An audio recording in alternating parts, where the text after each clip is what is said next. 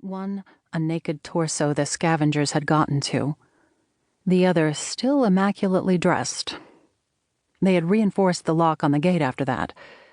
The next one climbed down the kapok tree from the apartment side. Magda, trained as a botanist, had overseen the trimming of all the branches low enough to reach. The next one had apparently swum down from the hotel up the beach. The Foundation hired a night guard who had stopped 2 more in the attempt, and missed one. There was at least one other suspected based on a letter, but never found. Maybe, like Isobel, she had reached the current further out. Then, on the 100-year anniversary of Isabel's death, there were 3 in a row, each 2 days apart. A hot spot, they called it, like the bridge in San Francisco or the forest in Japan. People were still drawn to the place Isobel Reyes had died. Magda couldn't blame them for their fascination, but she wished they could find a way to express it that didn't result in closing the estate. Today, there was nothing. The police still hadn't given permission to reopen, but Magda had an important meeting with the application consultant in... She checked her watch. Only 10 minutes. As she started to rise, one of the big snowy herons appeared behind her, silent as a ghost. Startled, she bit back a curse. How is it possible, she thought irritably, for such a big bird to move so quietly? "Oh, you," she scolded.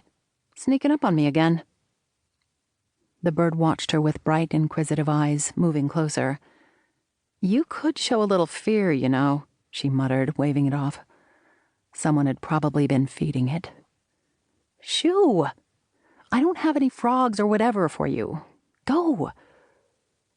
Whimbrel House had been declined as a cultural landmark the year prior, but the awards committee had been encouraging. Magda had been planning the new application for the past 6 months. This was her chance to prove that Isobel was not just a cultural icon here in South Florida. Her poetry had truly changed the course of American literature. Or wait, truly altered the course. That was more atmospheric, surely. Still revising her opening, Magda followed the garden path up to the house and let herself in through the back door. As always, even her quiet footfalls seemed disrespectful in the waiting silence of the house. She made a quick circuit. Everything was exactly where it should be, not a folded drapery out of place or a speck of sand on the hardwood floors. These were Magda's favorite moments, when the house was peaceful and Isobel seemed just barely out of reach. Her phone chirped.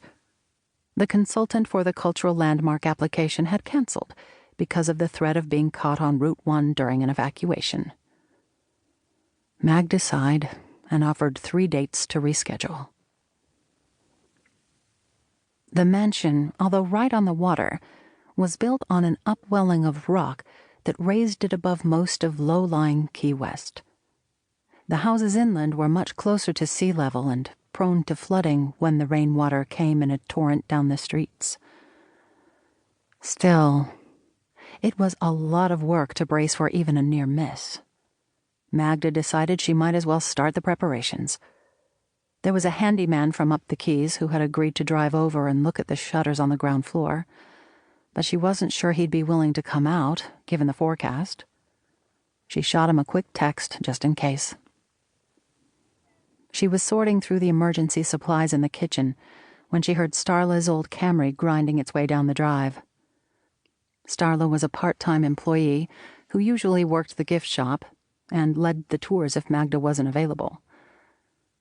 "I heard you came in today, Magda," she said, leaning out the window. "You want the shop open?" Of course she had heard. Key West was really just a small town. "I doubt anyone else will come with this forecast, but you can certainly help me get the house ready for wind.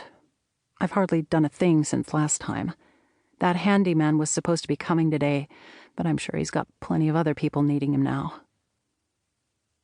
Starla popped her gum and rummaged around in her purse.